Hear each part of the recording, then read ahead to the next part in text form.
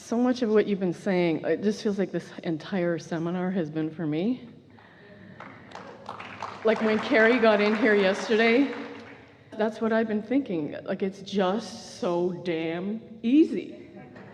Yeah. And I think I've found a process, I've gleaned a process out of when you're always talking about the vortex. All I have to do is just contemplate the existence of my vortex, and I'm right there. Right there. And it feels orgasmic, and it just shoots through me. We really like it when you come to understandings, because understandings mean you've got the vibrational basis of something. So then everything's richer and fuller in the now. Yes. So now what? I love the power of that. And I see how I've used that so much throughout my life. Power to do what? Just feel good and have whatever I want. The power to do what in the now? How do you want to apply your power? As you harness this power, or as you tune into this power, what intentionality do you have with the power? How do you want to utilize your power? It's a trick question. Don't trap me. It's the power of focus, isn't it? It's the power of discerning the harmony and holding the harmony and intensifying the harmony and allowing the harmony. It's the power to allow the power of the universe to do what it naturally does. It's the power to hold yourself in the stream or in the flow. It's the power to stay in your lane. It's the power of focus, which is the power of not introducing resistance. It's the power of clarity. It's the power of focus. It's the power of knowing where you're at. All of these seminars that I've been to every single one of these land cruises, both weeks of the first and every one since, and then the cruise in between as well.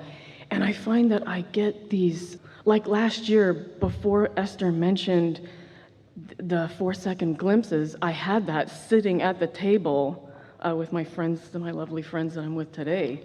One of the things that is very advantageous about a gathering like this, where you are in a same place over a period of time and we are meeting regularly enough, is that we can hone in on what matters and stay there with enough combination of conversations in order to make real difference in what's going on in your vibrational countenance.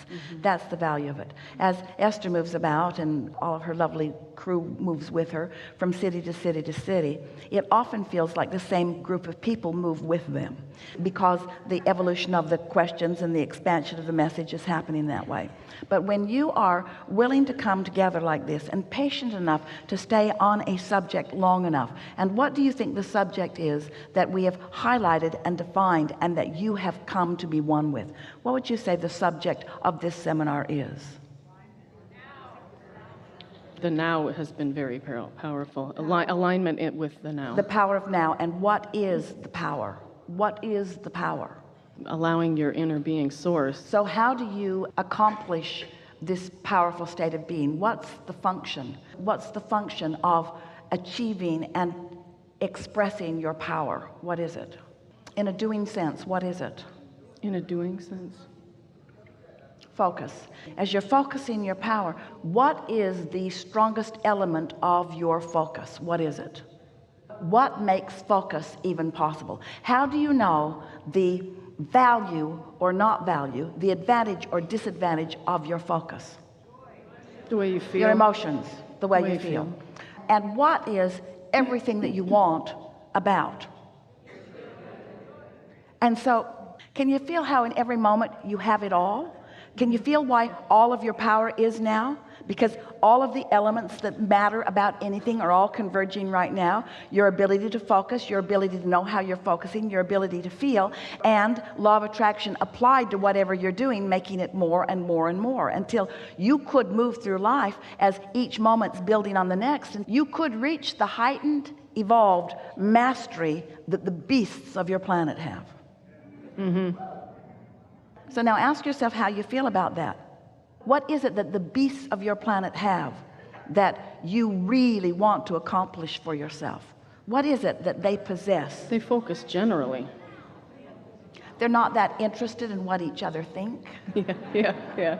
They're more interested in what you call their instinct or their intuitive nature. They follow that intuitive nature first and foremost.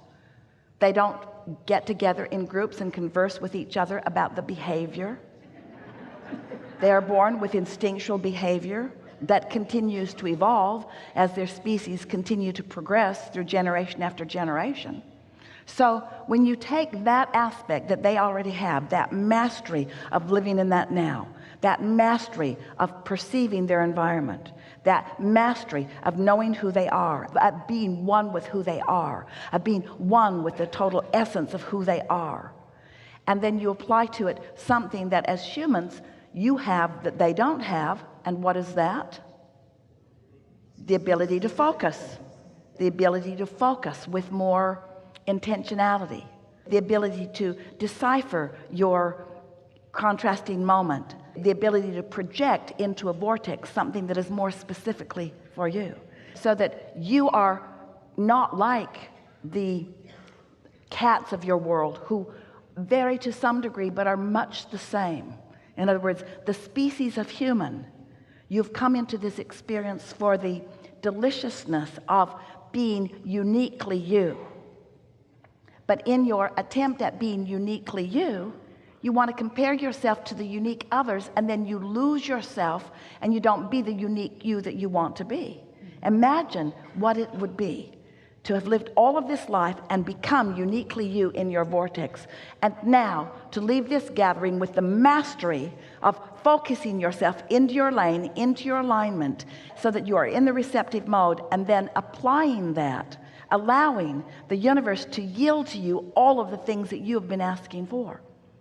It's interesting that in all the time that we've been visiting with you, and with some of you it's been quite a while, all of you are aware of what we've been talking about, but this is the thing that interests us most. This is the piece that we want you to take away from this, that is going to serve you specifically more than everything that has led to the platform upon which you are standing.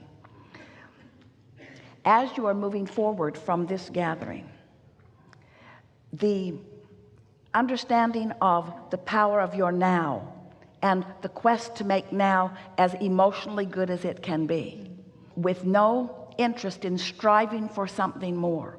If you can let the now, just for a little while, give it 1 week. That's all we are really asking of you. Give it 1 week where you are no longer striving. Instead, you are accepting this important thing that almost no one realizes, even though it's been the basis of our conversation for all of these years flowing through Esther. Step 1 and step 3 are different steps. Asking and allowing are completely different vibrations. And so many of you stand wanting to be in your state of allowing while you're still striving. That's the thing that this conversation keeps leading toward. No more striving in step 3. Let the contrast do the striving. It'll do it naturally. You just allow.